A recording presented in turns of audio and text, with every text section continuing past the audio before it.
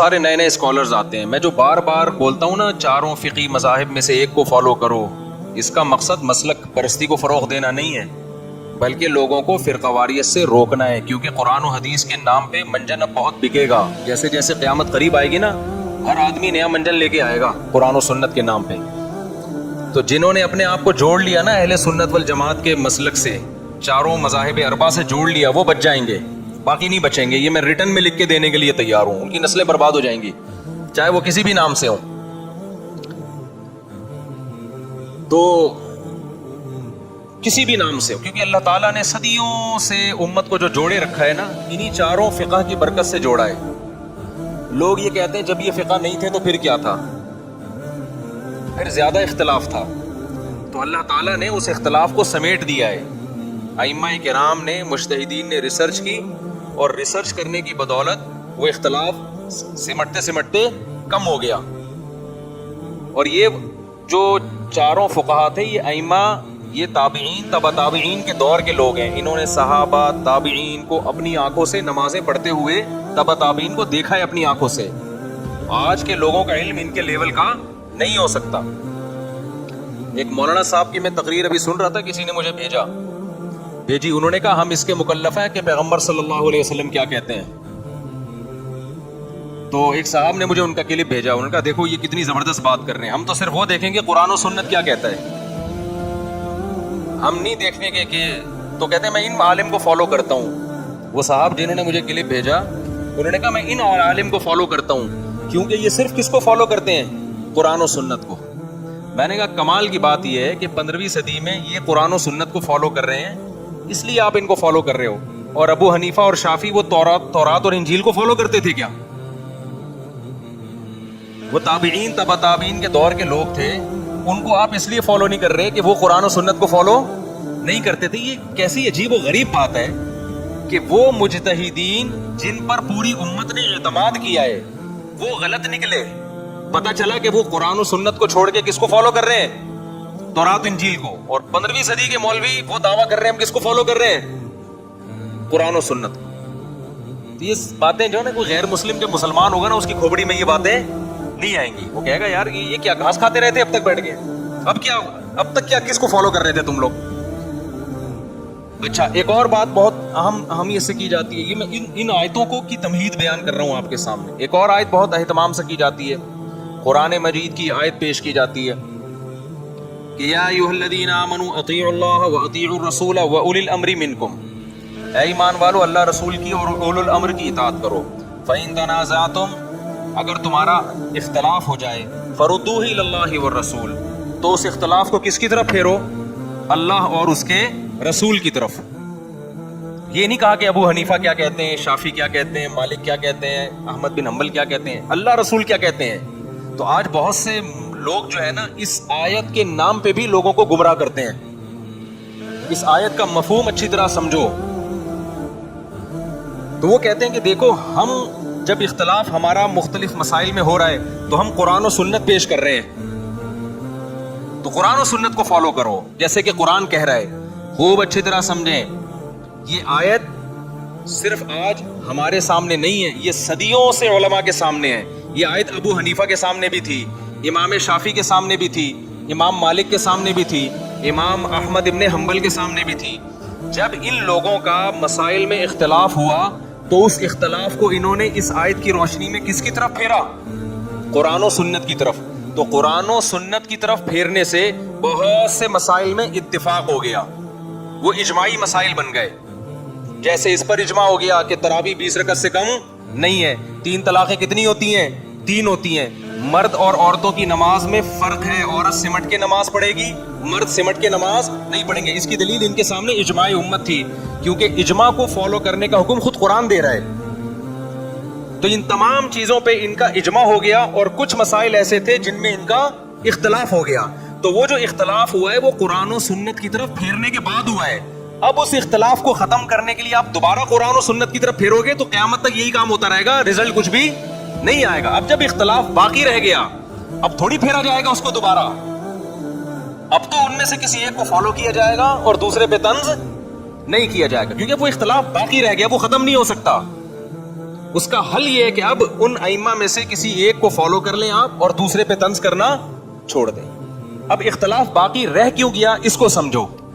بھائی قرآن و سنت کی طرف جب پھیرا تھا تو اس کے نتیجے میں بہت سے مسائل میں جب اتفاق ہو گیا تو جن مسائل میں اتفاق نہیں ہوا ان میں بھی تو ہو جانا چاہیے تھا نا. جب سب قرآن و حدیث کو فالو کر رہے ہیں تو اختلاف ہوا کیوں ہے, اس کو خوب اچھی طرح سمجھیں. اس لیے اختلاف ہو جاتا ہے کہ ہر مجتہد کے اپنے اصول ہوتے ہیں, وہ ان اصولوں کی روشنی میں قرآن و سنت سے مسائل کو حل کرتے ہیں. مثال کے طور پر امام شافعی کی رائے یہ ہے کہ قرآن اگر آیت ہوگی اس کے مقابلے میں اگر کوئی حدیث بھی ہوگی تو اس حدیث کو بھی اسی طرح لیا جائے گا جس طرح قرآن مجید کی آیت کو لیا جاتا ہے. اس کی میں ایک مثال دیتا ہوں. یہ ٹاپک بہت عام ہے, اس کو ایسا پلے بٹھا لیں ورنہ زندگی بھر جو ہے نا آج کل جو منجن بک رہے ہیں نا قرآن و سنت کے نام پہ, آپ بھی کوئی منجن خریدو گے اور پھر آپ بھی فرقواریت کی رو میں بہہ جاؤ گے آپ. اور اتنے اسکالرز کے پھر اختلاف نظر آئیں گے نا آپ کو. ایک مفتی کو سنو گے نا یوٹیوب پہ, وہ کہہ رہا ہوگا میں قرآن و سنت کے نام پہ مسئلہ بتا رہا ہوں, وہ الگ مسئلہ بتائے گا. دوسرا قرآن و سنت ہی کے نام پہ الگ مسئلہ بتائے گا. تیسرا بھی لیبل قرآن و سنت کا لگائے گا, اس کا مسئلہ دوسرے سے الگ ہوگا. اتنے اختلافات سامنے آئیں گے کہ آپ کی کھوپڑی گھوم جائے گی. اور جو جن کی کھوپڑی نہیں گھوم رہی نا انہوں نے ایک کو پکڑ کے بیٹھے ہوئے ہیں, وہ دوسرے کو سن نہیں رہے ہیں. لہذا وہ ایسے اندھے مقلد بنے ہوئے ہیں کہ ایک کی تحقیق کو سننا ہے, دوسرے کی تحقیق کے بارے میں کانوں میں انگلیاں ٹھوس کے بیٹھ جانا ہے. تو اس لیے ان کی کھوپڑی نہیں گھوم رہی ہے. ورنہ آپ اس زمانے کے اسکالرز کو سننا شروع کریں تو آپ کے سر میں جو بال بچے ہیں نا وہ بھی کیا ہو جائیں گے, ختم. ان میں ہر شخص اپنی دعوت دے رہا ہے, میری طرف آؤ. لیبل کیا لگا رہا ہے کہ میں ہوں جو قرآن و سنت بیان کر رہا ہوں. سمجھ میں آ رہی ہے بات کہ نہیں آ رہی؟ اب میں آپ کو جلدی سے چھوٹی سی بات کر کے آگے چلتا ہوں. ہر ایک کے اپنے اصول ہوتے ہیں. دیکھو امام شافعی رحمہ اللہ کا اپنا اصول ہے کہ قرآن اور حدیث کو وہ ایک حیثیت دیتے ہیں. جیسے قرآن میں آتا ہے کہ الزانیۃ والزانی فاجلدوا کل واحدۃ منہما مئۃ جلدہ, زانی مرد ہو یا عورت ہو دونوں کو 100 کوڑے مارو. یہ ہے نا قرآن میں. لیکن حدیث میں آتا ہے کہ جو مرد اور عورت زنا کرے کوارے ہوں تو 100 کوڑے مارو وتغریب عام, اور 1 سال کے لیے جلا وطن کر دو ان کو. اس لیے امام شافعی, امام احمد ابن حنبل دونوں فقہا کی رائے یہ ہے, ان کا فتویٰ یہ ہے قرآن و حدیث ہی کی روشنی میں کہ زانی کی سزا 100 کوڑے بھی ہیں اور 1 سال کے لیے بولو جلا وطنی بھی. امام ابو حنیفہ یہ جو حدیث ہے نا جس میں آتا ہے کہ 1 سال کے لیے جلا وطنی کی جائے, اس حدیث کو سیاست پہ محمول کرتے ہیں. کیوں؟ وہ کہتے ہیں قرآن نے جو زانی کی سزا بیان کی ہے وہ مکمل بیان کی ہے. وہ کتنے ہیں؟ 100 کوڑے. فجلدو, یہ فا جزا کے طور پر ہے. فجلدو, جو بھی زنا کرے مرد ہو یا عورت, ٹوٹل سزا اس کی قرآن کیا بیان کر رہا ہے؟ 100 کوڑے. تو حدیث جو ہے یہ قرآن کے ٹکر کی نہیں ہے, اس لیول کی نہیں ہے. کیوں نہیں ہے؟ حدیث ہے خبر واحد. دیکھو ہماری نظر میں اللہ کا حکم یا رسول کا حکم دونوں سیم ہے, دونوں میں کوئی فرق نہیں ہے, کیونکہ رسول حکم دے رہے ہیں اللہ کے کہنے سے ہی دے رہے ہیں. لیکن بات یہ ہے کہ حدیث ہم تک جن ذرائع سے پہنچی ہے وہ اتنے مضبوط نہیں ہے جتنے ذرائع سے قرآن ہم تک پہنچا ہے. مضبوط ذرائع سے, طاقت اور قوت کے لحاظ سے جو ہے نا وہ حدیث قرآن کے ٹکر کی بولو نہیں ہے. یہی وجہ ہے کہ ہم یہ کہتے ہیں کہ اگر حدیث ہم تک اتنی سندوں کے ساتھ پہنچی ہے کہ وہ بھی متواتر ہو گئی ہے پھر ہم قرآن پہ اس پہ زیادتی کر دیں گے. لیکن حدیث ہم تک پہنچتی ہے حدثنا فلان قال حدثنا فلان قال حدثنا فلان, تو اس میں ایک فلاں جو ہے اس سے غلطی کا امکان بہرحال ہے. جب امکان ہے اور قرآن میں امکان نہیں ہے تو قرآن کو اصل کیا جائے گا اور حدیث میں کیا کی جائے گی؟ تعویل کی جائے گی. تو انہوں نے تعویل کی ہے کہ یہ سیاست پر معمول ہے. بعض دفعہ زنا کرنے والا مرد اور عورت میں عشق معاشقے کی وجہ سے زنا ہوتا ہے, تو نبی صلی اللہ علیہ وسلم نے جزوی واقعے کے طور پر یہ بیان فرمایا کہ ان کو جلا وطن کر دو تاکہ یہ دونوں ایک دوسرے سے کیا ہو جائیں گے, ایک کو آپ نے شام بھیج دیا ایک کو آپ نے مصر بھیج دیا, ان کا معاشقہ ختم ہوگا. یہ سزا کے طور پہ نہیں ہے, کیونکہ اگر سزا کے طور پر بھیج دیا جائے نا تو وہ تو زنا ہی کو پیشہ بنائیں گے. پھر وہ عورت تو, کیونکہ عورت جب دوسرے ملک میں جا کے رہے گی اکیلی, کوئی نہ باپ ہے اس کا وہاں نہ اس کا بھائی ہے کوئی وہاں پہ, اس کے پاس تو اب زنا کے علاوہ کوئی آپشن بچے گا نہیں پیسہ کمانے کے لیے. اب کوئی پاگل اٹھ کے بولتا رہے ابو حنیفہ نے بخاری کی حدیث کی مخالفت کی, تم لوگ بخاری کو نہیں مانتے, ابو حنیفہ کے فتح کو مانتے ہو, بخاری کو نہیں مانتے, ابو حنیفہ کے فتح کو مانتے ہو, تو منجن تو بک جائے گا ٹائٹ والا. لیکن جس کے علم میں رسوخ ہے, جس نے فقہ کو پراپر طریقے سے پڑھا ہے, قرآن و سنت کو پڑھا ہے, وہ سمجھ جائے گا کہ بھائی یہ قرآن و سنت کے نام پہ کیا کر رہا ہے, لوگوں کو الو بنا رہا ہے. لیکن جس کی طبیعت میں اعتدال ہوگا وہ کیا کہے گا, وہ اپنی رائے مسلط نہیں کرے گا, وہ کہے گا بھائی دونوں رائے ہیں, ایک نے اس پہلو کو ترجیح دی ہے, دوسرے نے اس پہلو. تو آپ جو ہے ایک فقہ کو فالو کریں اور دوسرے پہ رد بولو نہیں کریں. ایک اور مسئلہ بیان کرتا ہوں تاکہ بات سمجھ میں آئے. اب دیکھو حدیث میں آتا ہے رسول اللہ صلی اللہ علیہ وسلم نے حج کے موقع پہ عرفات میں 2 نمازیں اکٹھی پڑھی ہیں. ایک صاحب مجھ پہ طنز کرنے لگے, حنفیہ وہاں 2 اکٹھی کیوں نہیں پڑھتے ہیں حج کے موقع پہ, ظہر اپنے ٹائم پہ پڑھتے ہیں اور عصر اپنے ٹائم پہ. وہاں عرفات میں ایک بنوری ٹاؤن کے عالم نے اعلان کیا کہ جو حنفی فقہ کو فالو کرتے ہیں وہ نمازیں اپنے اپنے ٹائم پہ پڑھیں.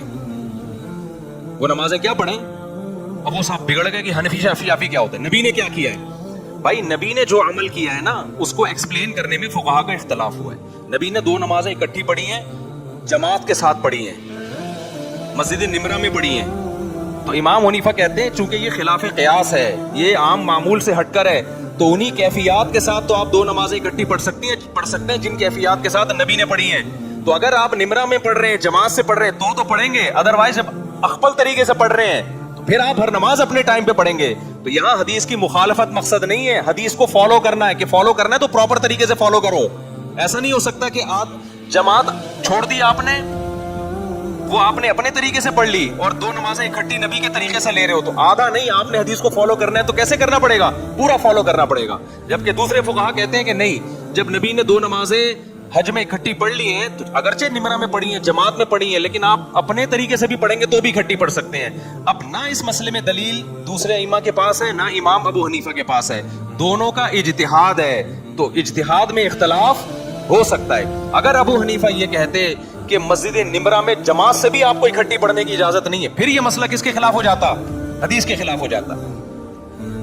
تو یہ بہت سارے مسائل ایسے. اسی طرح یہ جو وتر کا مسئلہ ہے, جو 3 رکعت وتر, حضرت عائشہ رضی اللہ تعالی عنہا جو نبی کی وتر کو اچھی طرح جانتی ہیں, ہمیشہ انہوں نے کتنی رکعت وتر بیان کی ہے, 3 رکعت وتر, جس طرح سے احناف پڑھتے ہیں. تو میں دوسرے فقہا کا میں کون ہوتا ہوں کہ ان کی مخالفت کروں, لیکن ایک طبقہ دنیا میں ایسا پیدا ہو گیا ہے جو سمجھتا ہے کہ قرآن و سنت ہم جانتے ہیں, باقی کسی کے پاس قرآن و سنت کا علم نہیں ہے. تو یہ غلط ہے. یہ جو جھینگے کا مسئلہ میں نے بیان کیا تھا یہ بھی سن لیں. ایک اسکالر نے کلپ بنایا ہمارے خلاف کہ ابو حنیفہ نے قرآن کے خلاف رائے قائم کی ہے. امام ابو حنیفہ کے نزدیک سمندر کی صرف مچھلی حلال ہے, مچھلی کے علاوہ کوئی اور مخلوق حلال نہیں ہے. ایک صاحب کہنے لگے میں حنفی ونفی نہیں, میں قرآن و سنت کو مانتا ہوں. قرآن میں آتا ہے وَحِلَّ لَكُمْ صَيْدُ الْبَحْرِ, تمہارے لیے سمندر کا شکار حلال ہے. یہ حنفیوں نے قرآن کے خلاف ابو حنیفہ کی رائے پہ فتویٰ دیا ہوا ہے. سمجھتے ہو بات کو؟ آپ پورا قرآن پوری حدیثیں پڑھو گے تو آپ کی سمجھ میں بات آئے گی. ابو حنیفہ نے چونکہ پورا قرآن ساری حدیثیں پڑھی ہوئی ہیں نا, تو جہاں قرآن میں یہ آتا ہے کہ تمہارے لیے سمندر کا شکار حلال ہے, اس آیت کا سیاق و سباق تو دیکھیں. وہاں قرآن احرام کی پابندیوں کا ذکر کر رہا ہے کہ احرام کی حالت میں خشکی کا شکار نہیں کر سکتے, سمندر کا شکار کر سکتے ہو. اس آیت میں اس سے بحث نہیں ہے کہ کیا کر سکتے ہو کیا نہیں کر سکتے, اس میں تو صرف یہ بتایا جا رہا ہے کہ احرام کی پابندیوں میں جو شکار کی پابندی ہے وہ خشکی کے شکار پہ پابندی ہے, سمندری شکار پہ تم پہ پابندی نہیں ہے. باقی امام حنیفہ نے جو کہا کہ صرف مچھلی حلال ہے, اس کی حدیث, اس کی دلیل صحیح حدیث ہے. احلت لنا میتتان, ہمارے لیے 2 مردار حلال ہیں, السمک والجراد, ٹڈی اور مچھلی. باقی تمام مردار قرآن کے مطابق اپنی اصل پہ ہیں. حرمت علیکم المیتۃ, قرآن کہہ رہے ہیں ہر قسم کے مردار کو ہم نے حرام قرار دیا ہے. تو حدیث نے کتنوں کو مستثنی کیا ہے, بولو, مچھلی کو اور ٹڈی کو, بس یہ 2 حلال ہیں. اور پھر یہ جو آج کے نئے نئے اسکالرز آ رہے ہیں نا, جب ان کے خلاف جواب دو تو ایسے پی کے بیٹھ جاتے ہیں بالکل ٹھنڈے پیٹوں, غائب, مارکیٹ سے کیا ہو جاتے ہیں, شارٹ. اور اگر آپ یہ کہتے ہو کہ نہیں جی سمندر کی ہر مخلوق حلال ہے, ابو حنیفہ نے قرآن کے خلاف فتویٰ دیا ہر مخلوق حلال ہے, پھر آپ اپنی بات پہ قائم رہو. پھر صرف کیکڑا حلال نہیں ہوگا, مگرمچھ بھی حلال ہوگا, کیونکہ مگرمچھ بھی کبھی پانی میں بھی رہتا ہے اور کبھی, اصل تو پانی کا جانور ہے وہ. جیسے کیکڑا زیادہ پانی میں رہتا ہے, کبھی کبھار انجوائے کرنے کے لیے ساحل پہ آتا ہے اور پکڑ لیتے ہیں اس کو. تو پھر بولو مگرمچھ بھی حلال ہے. یہ صرف کیکڑا کھانے کے لیے قرآن و حدیث سمجھ میں آ رہے ہیں, اور مگرمچھ کی جب بات آتی ہے تو گول کر جاتے ہیں. تو پھر پوری بات کرو.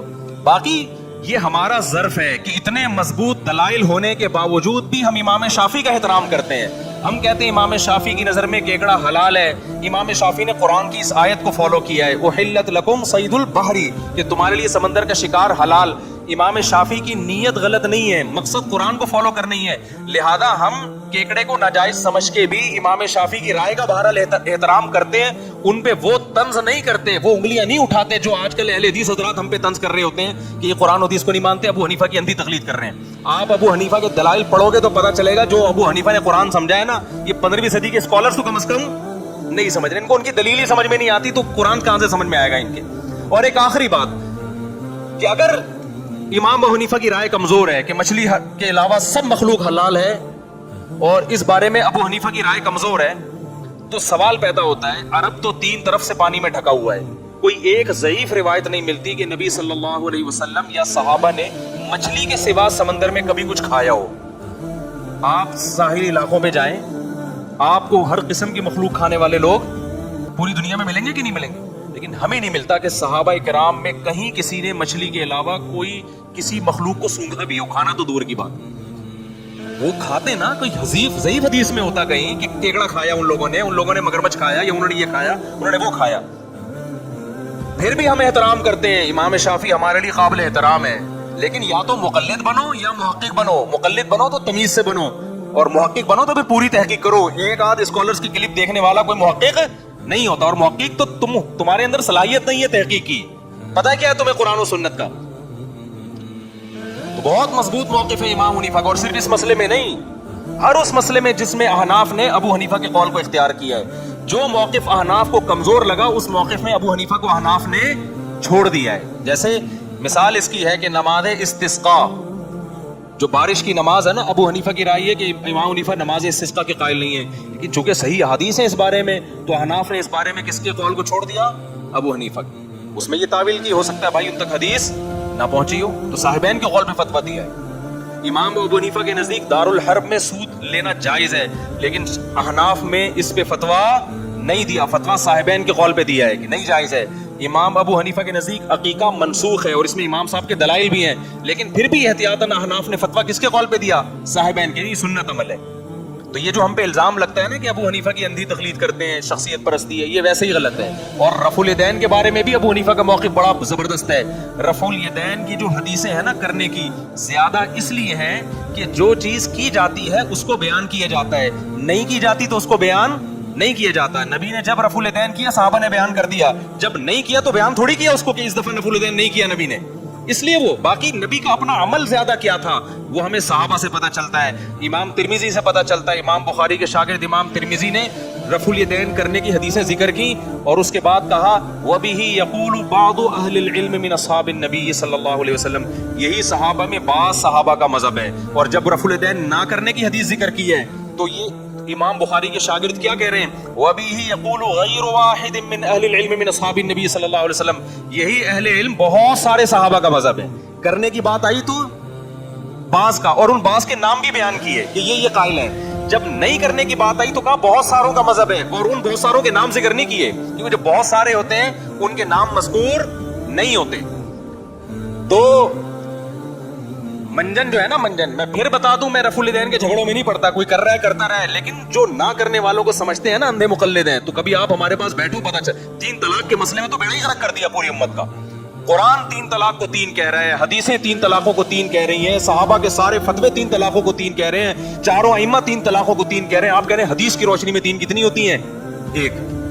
اور جب کہا جائے آؤ بیٹھو ہمیں بھی دکھاؤ یار حدیث کون سی حدیث ہے, مارکیٹ سے کیا شارٹ. جب دلیل ریکارڈ کراؤ تو جواب نہیں آتا, اس کا جواب آتا ہے تو وہ ناقص جواب آتا ہے.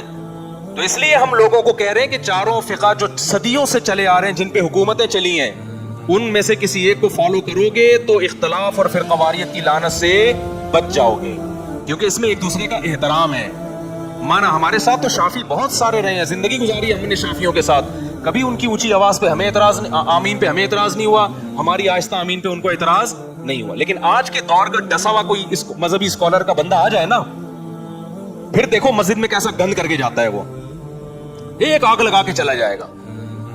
تو منجن بہت بک رہا ہے, سمجھتی ہو منجن کیا ہو رہا ہے؟ بہت بک رہا ہے, تو اپنے آپ کو بچاؤ اس منجن سے.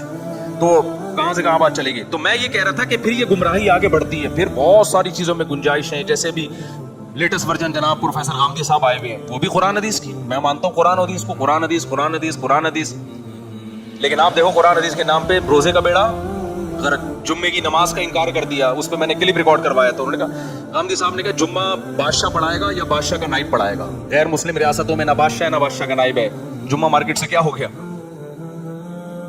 اور پھر دلیل کیا دی ہے کہ اسلاف میں صحابہ کے دور میں تابعین میں تو خلیفہ پڑھایا کرتا تھا, حجاج بن یوسف پڑھایا کرتا تھا. اور بھائی وہ حجاج بن یوسف ہونے کے باوجود اس کو جمعہ پڑھانا آتا تھا. آج بھی ہم کہتے ہیں کہ پڑھا دو بھائی, وزیر اعظم آ کے پڑھا دے, ہم اڑ جائیں گے. آتا کہاں ہے پڑھانا وزیر اعظم کو؟ یہ اس کی کیا دلیل ہے کہ گورنر نہیں پڑھا رہا, تم امام بھی نہیں پڑھائے گا. آپ جمعے کوئی قرآن کی آیت ہے کہ تم پر جمعہ فرض کیا گیا ہے, جمعے کی طرف دوڑ کے آؤ تم. تو یہ سب جو ہے نا, روزے کے کتنی بڑا انکار کر دیا غامدی صاحب نے. قرآن نے روزے کی اجازت دی ہے دو صورتوں میں, ایک سفر میں اور ایک بیمار میں. امتحان کل ہے آپ کا, روزہ چھوڑنے کی آپ کو اجازت بولو نہیں ہے. اور جو حدیث پیش کی ہے وہ سفر سے متعلق ہے, جس میں نبی نے روزہ توڑنے کا حکم دیا, اور جہادی سفر تھا وہ. تو نئے نئے اسکالرز آ رہے ہیں مارکیٹ میں, کوئی موسیقی کو جائز کہہ رہا ہے کہ شادی بیاہ میں گانے بجاؤ, کوئی دلیل سب کے پاس ہوتی ہے, لیکن اس دلیل کو سمجھنے کی صلاحیت اللہ نے ہر ایک کو نہیں دی ہوتی. اس کے دلیل کا مفہوم کیا ہے, یہ کس موقع کے لیے ہے, یہ ہر ایک کے پاس نہیں ہوتی. اور رسول اللہ صلی اللہ علیہ وسلم یہ بات سمجھا کے جا چکے ہیں. آپ نے فرمایا اللہ نے میری امت میں دو طبقے پیدا کیے ہیں, ایک جو میری حدیث کا مطلب جانتے ہیں, اور ایک وہ جو صرف حدیث جانتے ہیں مطلب نہیں جانتے. کیا حدیث ہے وہ؟ رب حامل فقہ غیر فقیہ, فرمایا کچھ علم کی بات جانتے تو ہیں سمجھتے نہیں ہیں. تو ہم اپنی طرف آپ کو دعوت نہیں دے رہے, ہم کہہ رہے ہیں فقہا کو فالو کرو, فقہائے کرام کو فالو کرو جو زیادہ قرآن و سنت سمجھتے تھے, اور ان کا فقہ مرتب ہے, ہر چیز مل بھی جائے گی اس میں آپ. ورنہ آپ جو آج کے اسکالرز ہیں نا, 4 اسکالرز کو بٹھا دو آپ, 4 اسکالرز کو, اور پھر ان کے درمیان آپ ذرا بحث چھیڑ کے دیکھو. مرغوں کی لڑائی نہ ہو تو میرا نام بدل دینا, وہ کچھ کہہ رہا ہوگا, وہ کچھ کہہ رہا ہوگا, وہ کچھ کہہ رہا ہوگا, وہ کچھ کہہ رہا ہوگا. تبھی بیٹھتے نہیں ہیں. ٹی وی میں ایک ہی آئے گا, دوسرا نہیں آئے گا اس مسلک کا, اس کو پتا ہے میرا والا دوسرا آ گیا نا تو بیڑا غرق کر دے گا.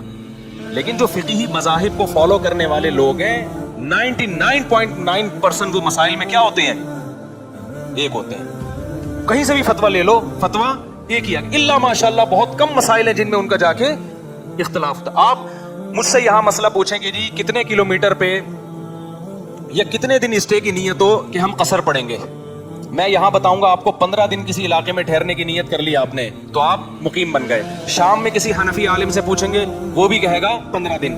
امریکہ میں کسی حنفی عالم سے پوچھیں گے وہ بھی کہے گا 15 دن. سعودی عرب میں بہت سارے حنفی علماء ہیں, وہاں مدینہ یونیورسٹی میں بہت سارے حنفی علماء ہیں, وہاں جا کے آپ پوچھیں گے وہ کہیں گے 15 دن. پوری دنیا میں کہیں جائیں گے. شافی مسلک میں 4 دن ہے غالباً کہ 4 دن. یہاں شافی عالم سے پوچھیں گے وہ کہے گا 4 دن, ملیشیا میں پوچھیں گے وہ کہے گا 4 دن, انڈونیشیا میں پوچھیں گے وہ کہے گا 4 دن. پوری دنیا میں چلے جائیں گے. لیکن جو ان فقہ کو فالو نہیں کرتے نا, تو اس گلی میں پوچھیں گے وہ کچھ اور بتائے گا, اگلی گلی والا کچھ اور بتا رہا ہوگا, اگلی دکان والا کچھ اور بتا رہا ہوگا. جتنے اسکالرز ہوں گے اتنے ان کی آرا ہوں گی. تو یہ جو نظم کو برقرار رکھنا ضروری ہے, نظم کو, یہ بھی تو شریعت کا حکم ہے نا. دیکھو رسول اللہ صلی اللہ علیہ وسلم نے بیت اللہ کی تعمیر بڑی کرنے سے منع کر دیا. کیوں؟ امت میں فساد پیدا ہوگا. حالانکہ ابراہیم علیہ السلام نے جو بیت اللہ بنایا تھا حتیم بھی اس میں شامل تھا. اس سے پتہ چلتا ہے کہ فساد سے بچنے کے لیے بھی بہت سارے کام کیے جاتے ہیں. تو ہم ایک فقہ کا پابند لوگوں کو اس لیے بنا رہے ہیں تاکہ اس فساد سے ہمیشہ کے لیے بچ جائیں. وہ حضرت عثمان نے اسی فساد سے بچنے کے لیے تو ایک مصحف پہ لوگوں کو جمع کیا تھا. حالانکہ نبی کے دور میں جتنے مصحف لکھے گئے تھے سارے برحق تھے, لیکن حضرت عثمان نے حکم دیا تھا برحق ہونے کے باوجود ان کو جلا دیا جائے, کیونکہ ہر ایک کے پاس اپنا الگ الگ قرآن ہوگا, الگ الگ ترتیب ہوگی, فساد ہوگا. تو سب کو جمع کرو کس پہ؟ گن پوائنٹ پہ ایک پہ جمع کر دیا. تو صحابہ کے دور میں بہت ساری آرا تھیں, اختلاف تھے. تو جب سمٹ کے 4 فقہی مذاہب میں وہ سمٹ گئی ہیں وہ, تو اب امت کو بھی گن پوائنٹ پہ اسی پہ, یا تو یہ ہوتا نا چاروں بھی ختم ہو کے ایک پہ آ جاتے, وہ ممکن نہیں ہوا, نہیں وہ. اور اس میں رحمت بھی تھی, کیونکہ بعض دفعہ مجبوری کے نزدیک شوہر اگر گم جائے تو عورت کبھی بھی شادی نہیں کر سکتی, کبھی بھی نہیں شادی کر سکتی. ایک اہل حدیث عالم تھے ٹی وی میں بیٹھے ہوئے تھے میرے ساتھ نا, وہ امام حنیفہ پہ طنز کیا انہوں نے کہ اگر کوئی شوہر عورت کا گھم جائے تو عورت کبھی بھی اس سے کہیں بھی شادی نہیں کر سکتی. وہ امام حنیفہ کہتے ہیں 99 سال انتظار کریں. طنز کیا نا انہوں نے. تو یہ دیکھو حنفیوں کا کیسا مذہب ہے. تو میں نے ان سے کہا امام ابو حنیفہ نے تو 99 سال کا اس لیے بول دیا کہ مطلب یہ کہ کر ہی نہیں سکتی شادی وہ, اس لیے ہم نے یہاں فتویٰ کس کے قول پہ دیا؟ فقہ مالکی پہ دیا فتویٰ. یہاں احناف نے حنفیہ کے مذہب کو چھوڑا ہے کیونکہ بلوا میں اور فسادات میں بہت سارے مرد مارکیٹ سے کیا ہو جاتے ہیں, شارٹ. تو ہمیں تو دوسرے امام کا قول مل گیا, ان سے ہم نے سہارا لے کے 4 سال کا قول لے لیا. امام مالک کی نظر میں کتنا ہے؟ 4 سال. میں نے کہا ہم تو پہلے ابو حنیفہ کے مقلد تھے, وہ چھوڑ کر ہم نے کس کی تقلید کر لی؟ عوام کی ضرورت کے لیے نہیں, کیونکہ ہم چاروں کو برحق مانتے ہیں. جہاں ضرورت ہوگی تو وہاں دوسرے قول پہ. میں نے کہا آپ کا کیا قول ہے؟ آپ تو قرآن و حدیث کو مانتے ہو نا, کوئی ایک حدیث دکھا دو کہ 99 یا 100 سال عورت انتظار کرے گی یا نہیں کرے گی, کہیں اور شادی کرے گی. تو آپ کے پاس کیا دلیل ہے؟ کوئی دلیل نہیں ہے. آپ تو اس کو ہمیشہ کے لیے بٹھا رہے ہو. ہم آپ سے پوچھتے ہیں کہ کیا دلیل ہے کہ جی عورت کہیں اور شادی کر سکتی ہے؟ حدیث تو اس بارے میں کیا ہے؟ خاموش ہے. تبھی تو علماء میں اختلاف ہوا ہے, حدیث خاموش ہے اس بارے میں. جب اجتہاد ہوا ہے تو اجتہاد ابو حنیفہ کا بھی ہو سکتا ہے, امام مالک کا بھی ہو سکتا ہے. ہم نے کہا یہاں ابو حنیفہ کا اجتہاد سوسائٹی میں چل نہیں پائے گا, زنا پھیلے گا سوسائٹی میں. تو ہم نے کس کے اجتہاد کو فالو کر لیا؟ امام مالک کے, کیونکہ ہم ان کو بھی برحق مانتے ہیں. آپ تو نہ ادھر مانتے ہیں نہ ادھر مانتے ہیں, تو آپ تو قرآن و سنت کو مانتے ہیں. تو وہ ایک حدیث کائنڈلی میرے سامنے آپ پیش کر دیں کہ 4 سال انتظار کرے گی یا 4000 سال انتظار کرے گی. نہ, کچھ بھی نہیں ہے. تو جو اجتہاد پہلے چل رہا ہے اس کو بھی فالو نہیں کر رہے, تو سوائے فساد کے میرے بھائی کچھ بھی حاصل ہونے والا نہیں ہے. تو ایک حاصل جنگ میں لوگوں کو ڈال دیا. خیر ہم آگے چلتے ہیں. تو اصل میں جو یہ بتانا چاہ رہا تھا کہ دیکھو شریعت کی جو نصوص ہے نا, جو قرآن و سنت کی نصوص ہیں, اہل حدیث میں نا مجھے ایک ڈھنگ کے مولوی لگے ہیں, مولانا کیا نام ہے, احتشام الہی ظہیر, اور ان کے بھائی ابتسام.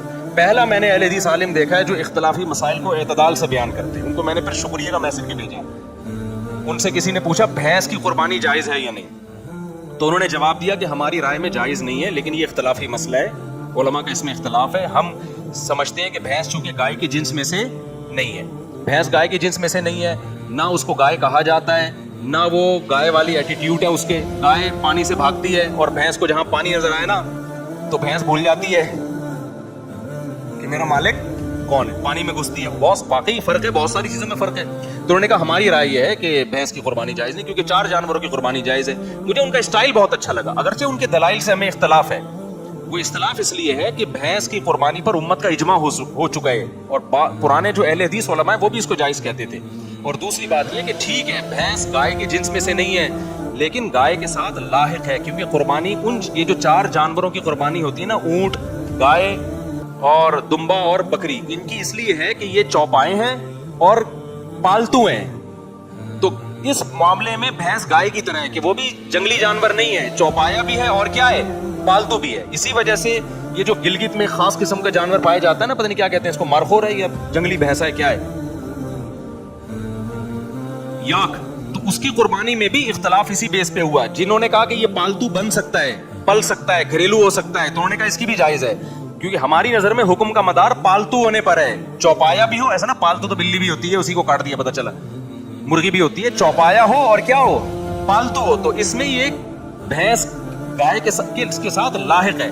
تو لیکن مجھے ان کا اسٹائل اچھا لگا, اور مجھے پہلے اہل حدیث عالم ملا ہے جو بات کیا کرتے ہیں, ذرا اعتدال سے.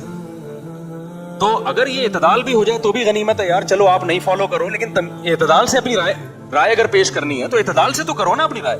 لیکن آپ دیکھیں کیا ہو رہا ہے ان لوگوں کو, یہ رفع الدین نہیں کرتے, ابو حنیفہ کے اندھے مقلد ہیں, ان کو کیا پتا 3 طلاقیں ایک ہوتی ہیں. ان مولویوں نے حلالے سینٹر کھولے ہوئے ہیں. یہ کس نے کھولا ہے حلالہ سینٹر بھائی؟ اور اگر کسی نے کھولا ہے تو جو مرضی کرو اس کے ساتھ جا کے. یار دنیا میں 2 نمبر لوگ ہر جگہ ہوتے ہیں, ہر جگہ 2 نمبر لوگ ہوتے ہیں. روحانی عامل تو 2 نمبر ہوتے ہی ہیں ٹوٹل نا, وہ تو 1 نمبر تو ان میں ہوتا ہی نہیں ہے. روحانی عامل پتہ نہیں کہاں سے آ گیا. ڈاکٹروں میں 1 نمبر بھی ہوتے ہیں, 2 نمبر بھی ہوتے ہیں, ایسے مولویوں میں بھی 2 نمبر بھی ہوتے ہیں. بڑے بڑے فراڈی پڑے ہوئے اس فیلڈ میں, وہ ہوتے مولوی نہیں ہیں, ہوتے فراڈی ہیں. لیبل کون سا لگا لیتے ہیں, مولویت کا لیبل لگا لیتے ہیں. تو یہ جو اختلاف چل رہا ہے نا سوسائٹی میں, یہ بڑا ڈینجرس ہے. ان اسکالر سے بچو. میں نے ایک کل اسکالر کی ویڈیو دیکھی, اس پہ عنوان لگا ہوا تھا حنفی دیوبندیوں کے دھوکے. یار یہ علمی انداز ہے کلپ ریکارڈ کروانے کا, حنفیوں اور دیوبندیوں کے کیا دھوکے. डॉक्टर भी जब किसी से राय का इख्तलाफ करता है एक तमीज के दायरे में रह के करता है, और फिर टोटली गलत बयानी से काम लिया जा रहा है, अवाम उनके दावों से मुतासर होती है। मैंने ये बदतमीजी डॉक्टरों में नहीं देखी, हकीमों में नहीं देखी। मजहबी स्कॉलर्स जितना बदतमीज होगा ना, उसका मंजन उतना ज्यादा बिक रहा है। लोग कह रहे हैं इसकी कॉन्फिडेंस को देखो यार, कॉन्फिडेंस क्या जबरदस्त दलाइल से बात कर रहे हो। दलाइल वलाइल तुम्हें लग रहे हैं, कॉन्फिडेंस पे नहीं मरा करो खाली। एक चूहे ने ना हथनी को प्रपोज किया, प्रपोजल भेजा, चूहा था, और आई लव यू किसको बोला उसने? हथनी को। हथनी जो हाथी की वाइफ या उसकी जो मोन्नस है, हथनी को गुस्सा आया, बोला कमबख्त, तू अपनी औकात देख, अपना कद देख, अपनी कौम देख, अपनी नस्ल देख, तुझे शर्म नहीं आती? चूहा कहता है इस सब बातों को छोड़, मेरा कॉन्फिडेंस देख तू। तो यही हो रहा है, देवबंदियों के धोखे, हनफियों के धोखे, मौलवियों के धोखे। कौन सा स्टाइल है यार? तुम्हारे माँ बाप ने क्या तरबियत की है तुम्हारी? किसी शेर से इस्लाही ताल्लुक कायम करो, अल्लाह अल्लाह सीखो, बोलने की कोई तमीज सीखो तुम तो। और फिर ये लोग ये मंजन क्या बेचते हैं? देवबंदी बरेलवियों से लड़ रहे हैं, बरेलवी देवबंदियों से लड़ रहे हैं। यार हमने तो बहुत सारे देवबंदी देखे आज तक, उनकी किसी बरेलवी से लड़ाई नहीं हुई। बहुत सारे बरेलवी देखे जिनकी आज तक किसी देवबंदी से लड़ाई नहीं हुई। अगर किसी इलाके में हो रही है तो उनको पकड़ो ना जाके। अगर कहीं कोई मौलवी लड़ रहे हैं आपस में तो उनको जाके समझाओ यार ये तुम क्या कर रहे हो। सारी दुनिया थोड़ी लड़ रही है, रह रहे हैं ना 100-150 साल से देवबंदी बरेलवी इकट्ठे ही तो रह रहे हैं। मसाइल में इख्तलाफ है, वो तो रहेगा अपनी जगह। मस्जिदों से धक्के दे दे के निकालते। मैंने 20 दफा बरेलवियों की मस्जिद में नमाज पढ़ी है, आज तक किसी बरेलवी ने मुझे धक्के दे के नहीं निकाला। 20 बरेलवी यहाँ, हरी पगड़ी वाले यहाँ, और बहुत सी मस्जिदों में देखा नमाज पढ़ने आए हैं, किसी देवबंदी ने धक्के दे के नहीं निकाला। पता नहीं इनको कौन सी मस्जिद है जहाँ धक्का अगर हो भी रहा है, ये थोड़ी कि एक जगह धक्के दे रहे हैं तो पूरी दुनिया पे आपके लिए बना बना के डालना शुरू कर दो। ये दोनों आपस में लड़ रहे हैं तो आप क्या कर रहे हो? आप इन दोनों से लड़ रहे हो। वही काम जो ये कर रहे थे फिर आप भी वही काम कर रहे हो, फजूल किस्म की। तो इसलिए उम्मत को अगर तबाही बर्बादी से बचाना है ना, तो आपके पास एक ही रास्ता है। जो सदियों से इस्लाम चला आ रहा है ना, वो ठीक है। नई चीज जो मार्केट में आ रही है वो क्या है? वो मंजन है। अब हम आगे चलते हैं।